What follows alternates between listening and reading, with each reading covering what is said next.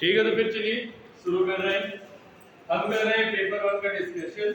ठीक है, शुरुआत के 10 क्वेश्चन लिखे हैं, फिर बाद के और भी 10 क्वेश्चन करेंगे।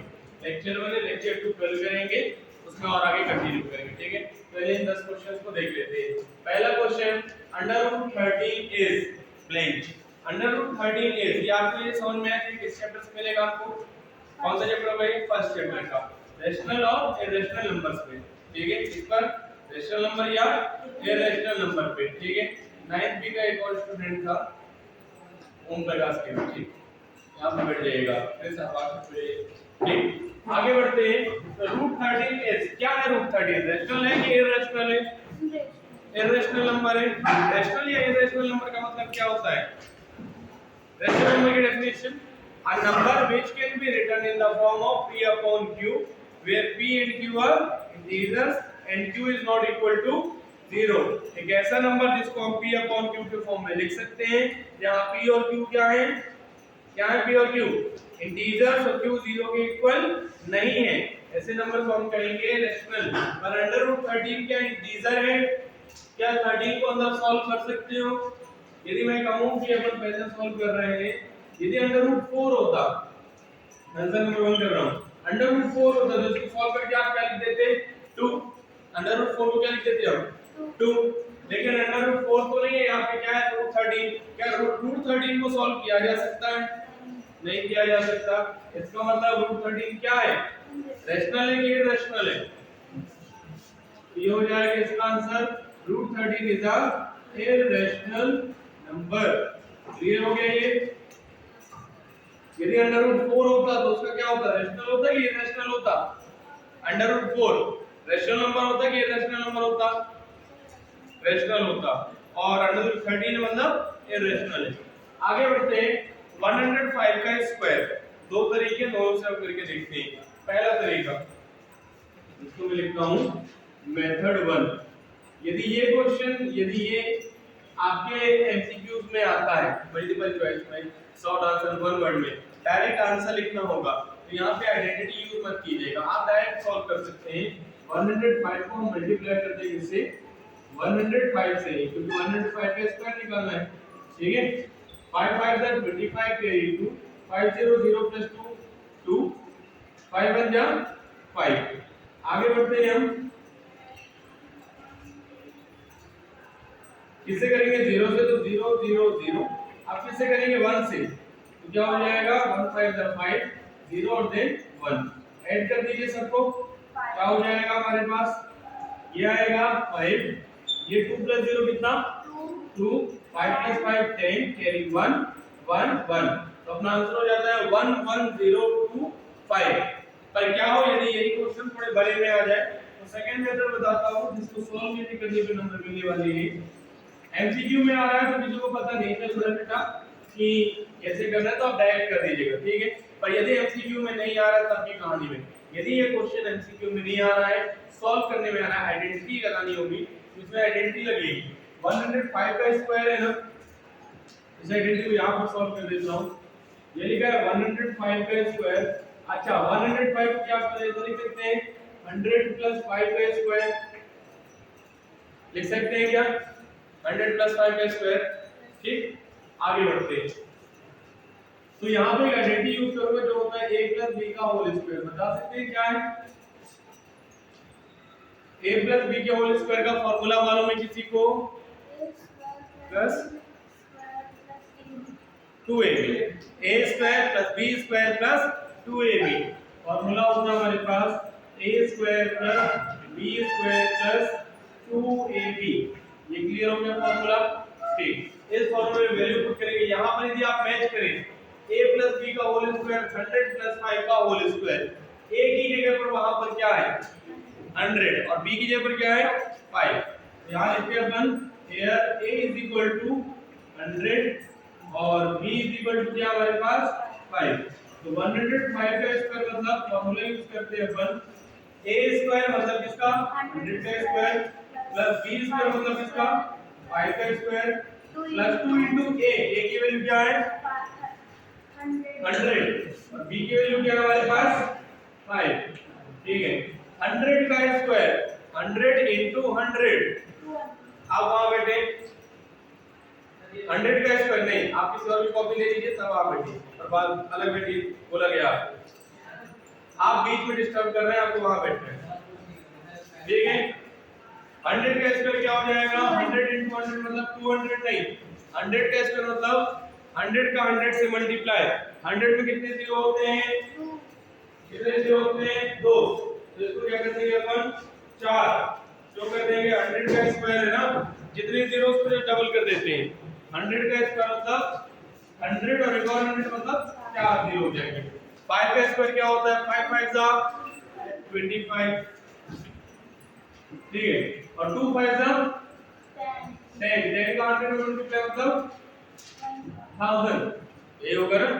अब हमको 10,000 में 1000 और 25 प्लस करना है, क्या करना है, 10,000 में 1000 और देन 25 करना है, ये कहां है हमारे पास 6, ये 0 प्लस 0 प्लस 5 कितना हो जाएगा 5, 0 प्लस 0 प्लस 2 क्या हो जाएगा 2, 0 प्लस 0 कितना 0, 0 प्लस 1 कितना 1, 1 1 0 2 5, यहाँ भी क्या आया था 1 1 0 2 5, अपना आंसर हो जाता है 1 1 0 2 और 5। कोई परेशानी इस बात से नहीं, आगे बढ़ते हैं। अगला क्वेश्चन क्या है हमारे, ये समझ में आएगा ना, कैसे करोगे, यदि वन वर्ड में आता है एमसीक्यू में आपको ये क्वेश्चन मिलता है, किसमें मिलता है एमसीक्यू में, तो वहां पे तो मेथड क्वेश्चन आप डायरेक्ट मल्टीप्लाई कर देंगे, पर यदि यही क्वेश्चन आता 2 या 3 नंबर में लिखा होगा using the identity solve this question, तो फिर आपको क्या करना पड़ेगा, ये सॉल्व करना पड़ेगा, क्लियर है चलेगा। चलिए आगे बढ़ते हैं, ये क्वेश्चन हो चुका। Third question, the perpendicular distance of point 4,5 from x axis is, सबसे पहले इसके लिए हमें क्या बोलना चाहिए, ग्राफ। आपसे पूछा गया है कि ये जो पॉइंट है ये x एक्सिस से कितनी दूर है, क्या क्वेश्चन है कि ये पॉइंट क्या है x एक्सिस से कितनी दूर पर है। चलिए पहले ग्राफ बना लेते हैं, ठीक है, तो ग्राफ में वैल्यूज पुट कर लेते हैं, इसमें x एक्सिस कौन सी है, हॉरिजॉन्टल लाइन क्या कहलाती है x एक्सिस, वर्टिकल लाइन क्या कहलाएगी y एक्सिस, तो ये x एक्सिस से काउंटिंग कर लेते हैं 1 2 3 4 5 6, यहाँ पे आएगा 1 2 3 4 5 और 6, क्लियर हुआ। अब बताएंगे x एक्सिस पे कितना बढ़ना है, अभी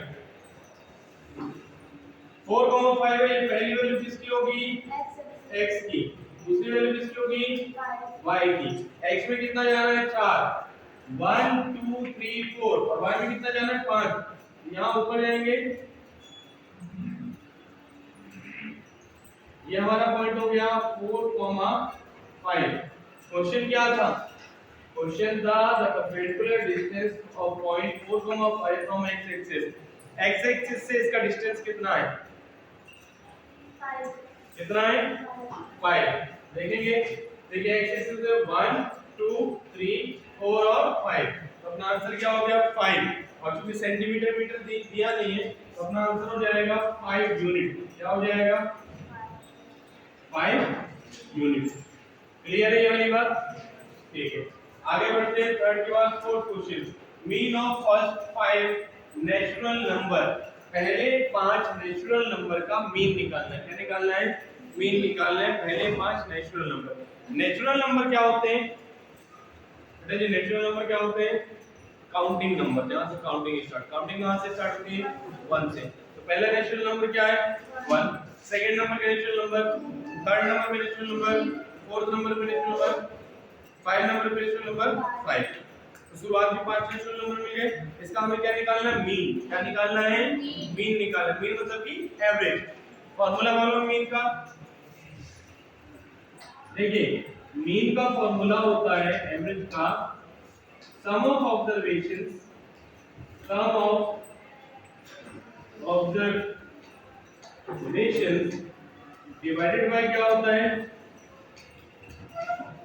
number of observation, sum of observations divided by number of observations, मतलब सबको प्लस करना है और जितने हैं उससे क्या कर देना है, आपको डिवाइड कर देना है।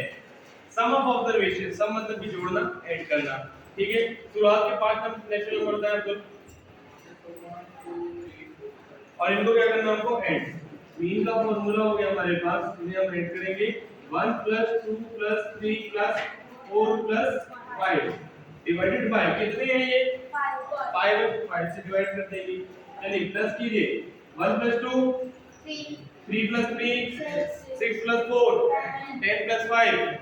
तो अपना मीन का फॉर्मूला हो गया 15/5। 15 को 5 से डिवाइड करेंगे क्या आएगा 3। तो अपना x बार आ जाएगा 3, मीन आ गया हमारे पास 3। कोई परेशानी, ये चीजें समझ में आएगी, 4 आंसर समझ में आए। आगे बढ़ जाए, नोट कर लेंगे आप, ठीक है, नोट तो आपका हो जाएगा यहीं से। ठीक, मैं इसको मिटा रहा हूं, हम चालू करते हैं 5th क्वेश्चन से, 5th 6 7 और 8 और फिर 9 10 यहां से हटा रहे हैं।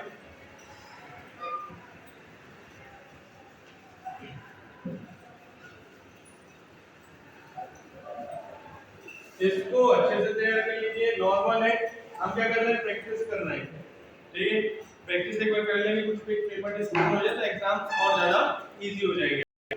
आइए कौन सा क्वेश्चन कर चुके हैं, मीन का formula sum of observation divided by number of observation. Mean का फार्मूला बोले sum of observation divided by number of observation. ठीक है, आइए फोर्थ हो गया, फिफ्थ पर आते हैं।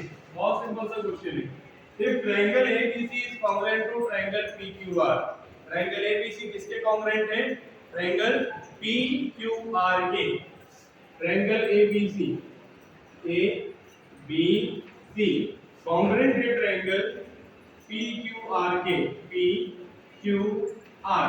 इसमें समझेंगे कि मैं एक ट्रायंगल के ऊपर दूसरा ट्रायंगल रख दूं, क्या करूं, एक ट्रायंगल के ऊपर दूसरा ट्रायंगल रख दूं, तो कह रहे हैं कि उसको ढक लेंगे, तो एंगल P के ऊपर क्या आएगा A।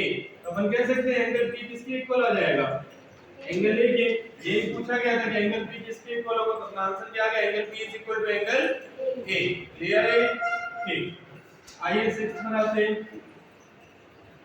The sides of a triangle are 16 centimeter, 18 centimeter and 4 centimeter. Its area is, आपसे क्या पूछा गया है, इसका एरिया। किसी को मालूम है एरिया ऑफ ट्रायंगल का फॉर्मूला क्या होता है, एरिया ऑफ ट्रायंगल का formula half base into height. क्या होता है, half base into height, area of triangle का फॉर्मूला। पर यहाँ पे बेस तो मिल जाएगा, किसी भी साइड को ले सकते हैं, लेकिन हाइट नहीं दी है इस ट्रायंगल में। जब ट्रायंगल की हाइट ना दी हो लेकिन तीनों साइड्स दी हो, तो यहाँ पे एक अलग प्रकार का फॉर्मूला यूज होता है, जिस फॉर्मूले का नाम क्या है, एरिया ऑफ ट्रायंगल निकालने के लिए फॉर्मूला यूज करेंगे आप, नाम बोलो, चैप्टर में है हमारे पास, चैप्टर का नाम हेरोन्स फॉर्मूला। कौन सा फॉर्मूला, हेरोन्स फॉर्मूला। चलिए ठीक है, इसको देखते हैं। सबसे पहले साइड्स दे रखी है, हेरोन्स फॉर्मूला यूज करने के लिए आपके पास क्या होना चाहिए, सेमी पेरीमीटर। क्या पता होना चाहिए, सेमी पेरीमीटर। एस के वैल्यू कैसे निकालते हैं आप, सेमी पेरीमीटर का आधा मतलब क्या कहलाएगा, सेमी पेरीमीटर। पहले आप क्या निकालेंगे, पेरीमीटर, उसका आधा कर देंगे, क्या आ जाएगा हमारे पास, सेमी पेरीमीटर आ जाएगा। चलिए समझते हैं। Sides of the triangle are 18 centimetre, 16, 18 and 14 centimetre. Its area एस। सबसे पहले लिख लेते हैं साइड्स को। ए की वैल्यू क्या है हमारे पास, 16 सेंटीमीटर। बी की वैल्यू क्या है हमारे पास, 18 सेंटीमीटर। और सी की वैल्यू क्या है हमारे पास, 14 सेंटीमीटर। अब क्या निकालना है हमें, सेमी पेरीमीटर, मतलब कि एस। कोई फार्मूला बता सकते हैं इसका, S is equal to a plus b plus c divided by 2। Semi perimeter, जब आप a plus b plus c कर रहे हैं तो क्या निकाल रहे हैं आप, पेरीमीटर। इसको 2 से डिवाइड कर दें, मतलब क्या हो गया, सेमी पेरीमीटर। निकालते हैं हम। s is equal to a कितना हमारे पास 16, b कितना है 18 और c कितना है 14 अपॉन में 2। s is equal to plus कर दीजिए, 16 में 18 प्लस करें, सबसे पहले प्लस कीजिए, 16 और 18 कितना होगा, 34 कितना 34 34 34 में 14 और प्लस कर दीजिए, 48 डिवाइड बाय क्या होगा 2, ये हो जाएगा 2 2 जा 4 2 4 जा 8, एसपी आ गया। अब हमें क्या निकालना है, हेलोस फार्मूला लगा के एरिया निकालना है। लिखते हैं using what's the formula, using Heron's formula area of triangle का फार्मूला लिखेंगे हम। मालूम है एरिया ऑफ ट्रायंगल का फार्मूला क्या होता है, under root S S minus A S minus B S minus C. ठीक है, ये हो गया formula S into S minus A S minus B और एस माइनस सी। एरिया का फार्मूला लिख दिया हमने। अब डायरेक्ट हमें सॉल्व करना है। एस की वैल्यू बोलिए 24, 24 इंटू 24 माइनस क्या 24 minus 16 16, ए की वैल्यू हो गई फिर 24 माइनस क्या 18 फिर 24 माइनस क्या 14। चलिए बढ़ते हैं अपन आगे। Area is equal to 24 multiply by 24 में से 16 माइनस कर दीजिए, क्या बचेगा 24 में से 16 माइनस कीजिए, क्या बचेगा फिर हम वेरी गुड 8 आते हैं। 24 में से 18 माइनस कर दीजिए 6, 24 में से 14 क्या बचेगा 10।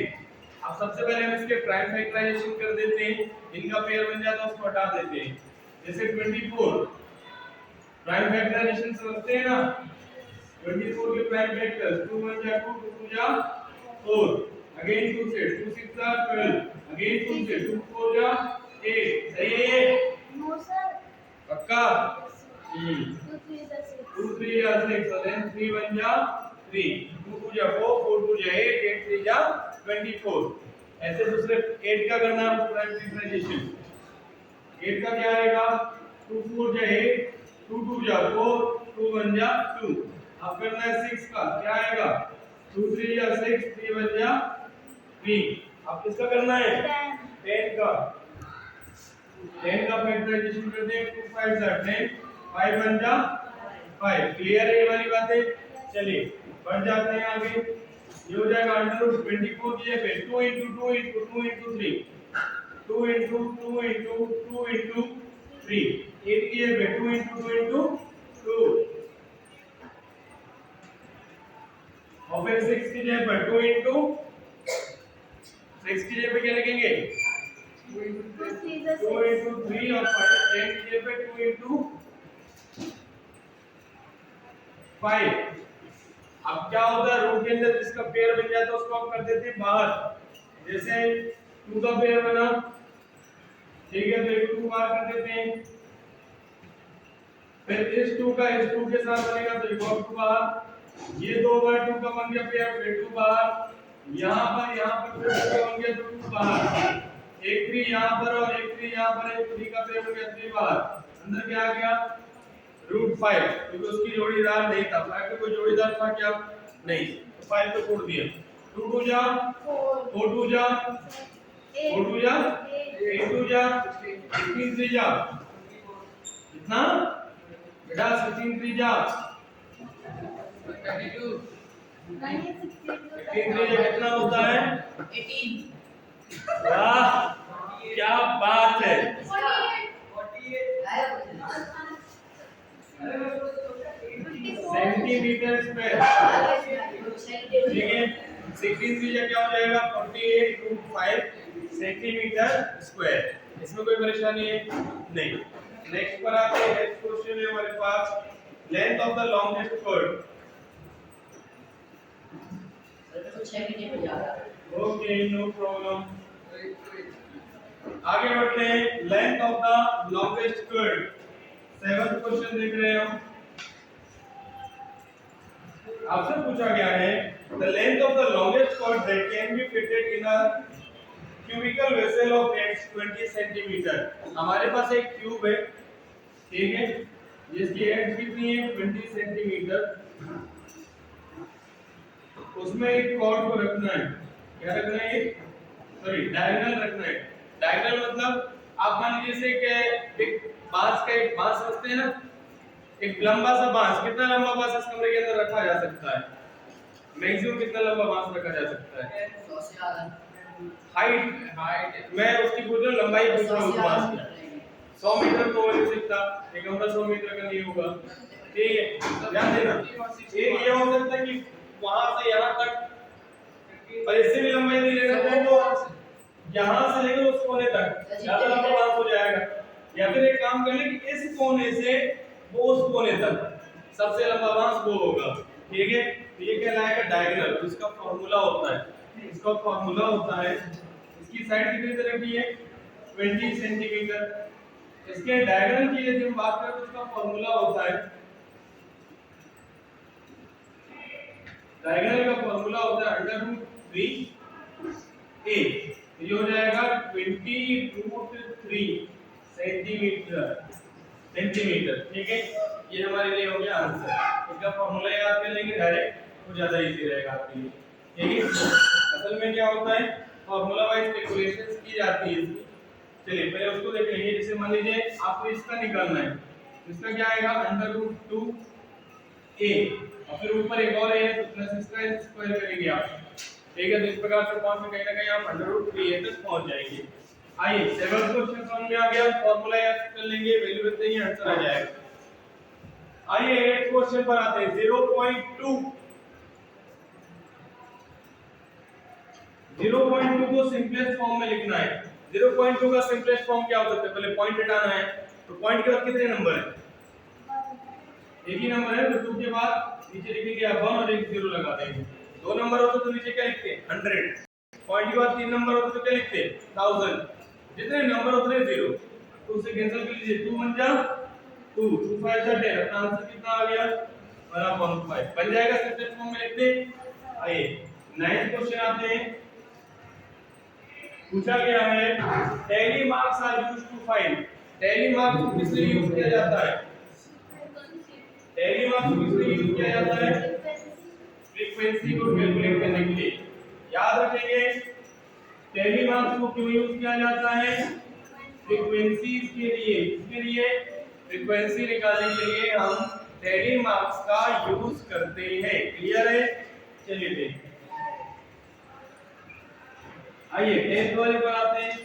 10th क्वेश्चन, प्रोबेबिलिटी दी है 0.6 होने की, ना होने की प्रोबेबिलिटी निकालनी है। आपको पता है सारी की सारी प्रोबेबिलिटी को प्लस करने पे कितना आता है? किसी को भी सारी की सारी प्रोबेबिलिटी को प्लस करने के बाद 1 आता है। कितना आता है?